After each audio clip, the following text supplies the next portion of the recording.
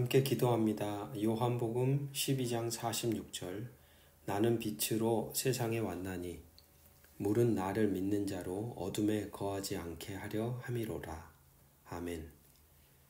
빛으로 오신 주여, 오늘도 우리 안에 어둠을 보게 하시고 보여주시며 들춰내시고 그리고 그것을 직면하며 몰아낼 수 있는 용기와 결단으로 새로운 인생을 새로운 존재로 살아갈 수 있도록 나를 다스리시고 통치하여 주옵소서. 더 이상 어둠의 지배 아래에 사는 존재가 아닌 그리스도 예수 안에서 새로운 피조물로 살아가는 존재임을 되새기며 맡겨주신 이 하루의 여정을 거룩하게 걸어가며 새겨가게 하옵소서. 주 예수 그리스도 이름으로 기도드립니다. 아멘. 오늘 우리에게 주시는 기록된 하나님 말씀은 신명기 22장 13절에서 30절 말씀입니다. 오늘 우리에게 주어진 본문은 십계명의 제7계명인 간음하지 말라라는 계명과 연결되어 있습니다. 간음하지 말라는 계명 아래에 주어진 오늘 본문의 내용의 본질에는 성도덕의 문제를 바꾸려는 것이 아닙니다. 거기에는 결국 한 가정의 고결함을 바르게 세워가고자 하는 하나님의 뜻이 담겨져 있습니다. 13절에서 21절의 말씀을 따라가 보면 주어진 상황은 얻은 지 얼마 안 된 아내를 고소하는 경우입니다.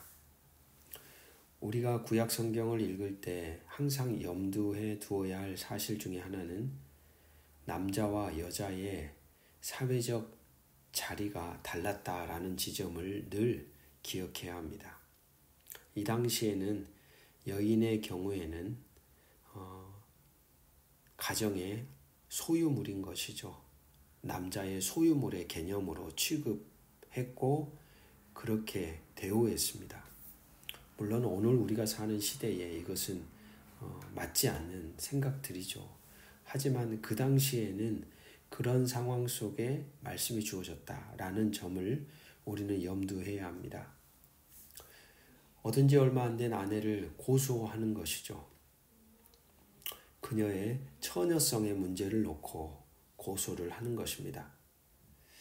이런 경우에 여자는 간음죄로 고소당하게 되고 부모는 딸을 거짓 신부로 주었다는 이유로 역시 고소당하게 됩니다.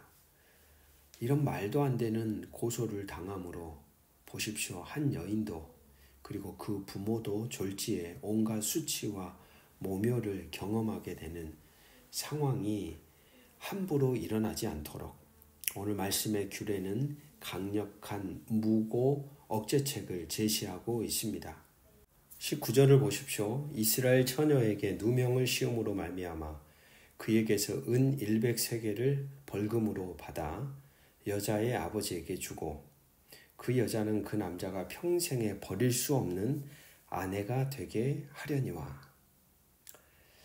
사실 그 당시에 이 여인들은 자신들의 어떤 인권을 보호받을 만한, 대변할 만한 어떤 도구들이 존재하지 않았습니다. 그러니까 남자들이 그렇게 주장을 하면 당할 수밖에 없는 어떤 취약한 상황에 처해 있었던 존재들이죠.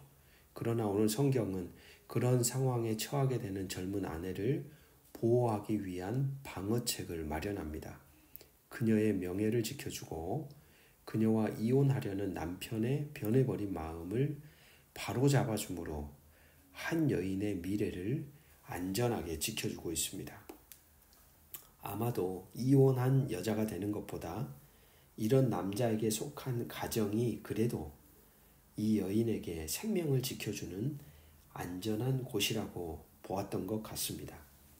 생각해보면 당시 여인들은 스스로 생계를 책임질 수 없는 존재로 일터가 없잖아요. 어디서 오늘날과 같이 직장이 존재하지 않았습니다.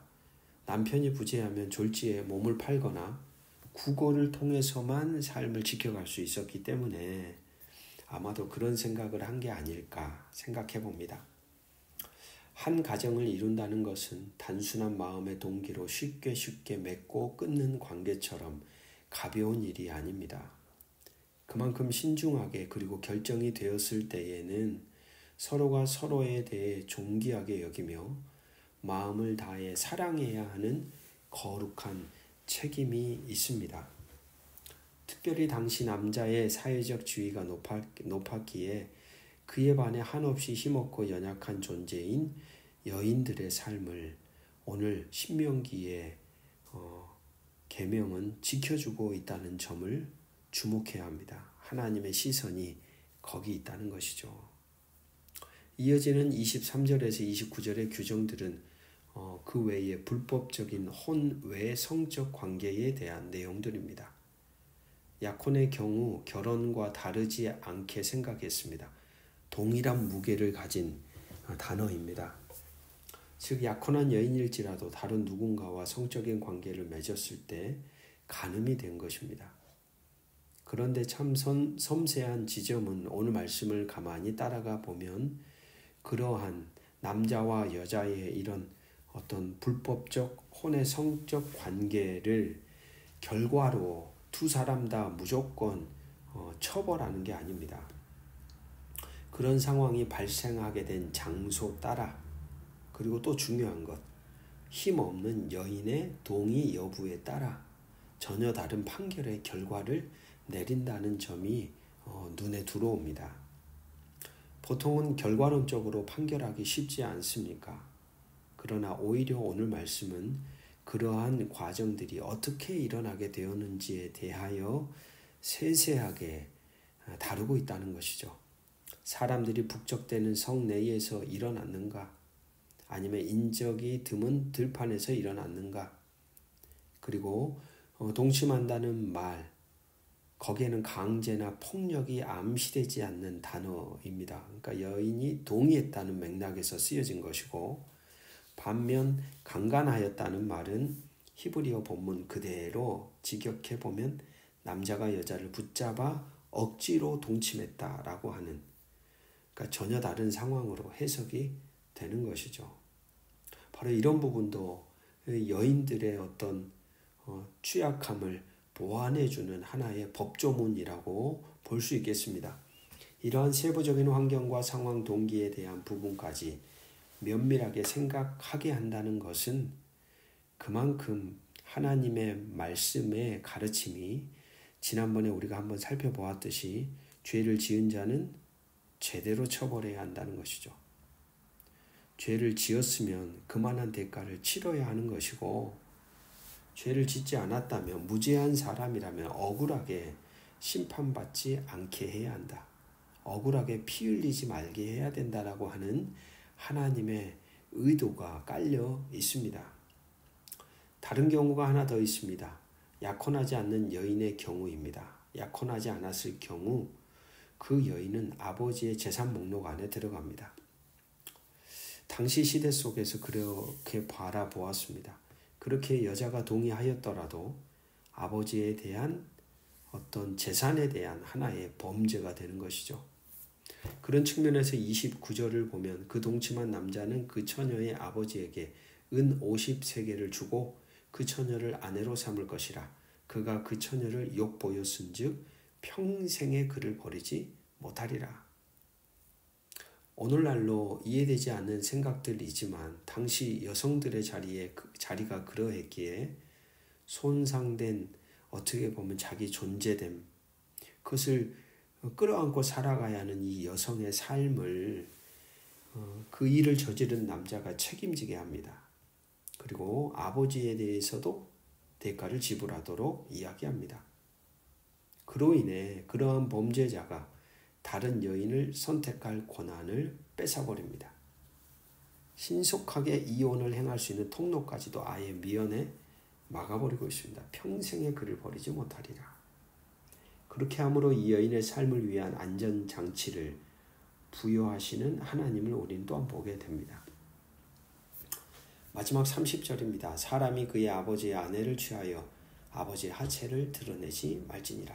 여기서 아내란 생모가 아니라 중혼 내지 일부 다처제에서 아버지의 또 다른 아내, 계모, 아버지와 재혼한 여자로 때로는 그러다 보니까 그런 이 아내가 그 아버지의 첫 번째 아내의 아들과 나이가 같을 수도 있고 때로는 어린 경우도 있었다고 해요. 바로 그런 상황에서 이러한 일들이 일어날 수 있었는데 근친상간의 관계가 그러면 되지 않지요. 하지만 부부간의 성적 고결함을 지켜가도록 바로 그런 일을 금하고 있다는 지적입니다. 인간에게 주어진 성이라는 것은 함부로 욕망을 따라 발산할 수 있는 도구가 아닙니다. 그것은 하나님이 허락하신 안전한 영역과 경계 안에서 언약으로 세우신 가정을 바로 세워가기 위해 주신 선물과 같은 도구입니다. 그것이 바로 사용되어질 때 가정에도 평화와 행복이 임합니다. 오늘도 우리에게 찾아오는 다양한 유혹의 자리들이 많습니다. 그렇게 오늘도 우리는 깨어 분별해야 합니다. 각자가 가정에 속한 자기의 자리를 바르게 지켜감으로, 그리고 서로가 서로를 더 배려하고 마음과 뜻과 정성을 다해 사랑하는 관계됨을 맺어감으로 여러분에게 속해 있는 모든 가정 안에 주의 평강이 바르게 세워져 가기를 주의 이름으로 축복합니다. 아울러 오늘 본문에 일어난 사건 상황에 대해 결과만이 아닌 일어나는 모든 과정을 섬세하게 조명해 보시는, 섬세하게 살펴보시는, 행여나 죄 없는 자가 억울해질까 봐 걱정하시는 하나님, 죄를 지은 자가 떵떵거리며 악하게 양심의 가책도 느끼지 않고 처벌도 받지 않고 살아가는 것을 경계하시는 하나님을 오늘도 기억하며, 오늘도 우리가 일상 속에서 힘없고 죄 없는 이들의 억울함을 끌어안고 그들을 위로하는 자로, 그들의 억울함을 풀어줄 수 있는 존재로 살아가야 할 것입니다. 그리고 아울러 죄를 지은 자들이 바른 대가를 치르고 돌아서는 세상을 또한 함께 만들어 가는 자로, 곧이어 우리가 모두 다 동참할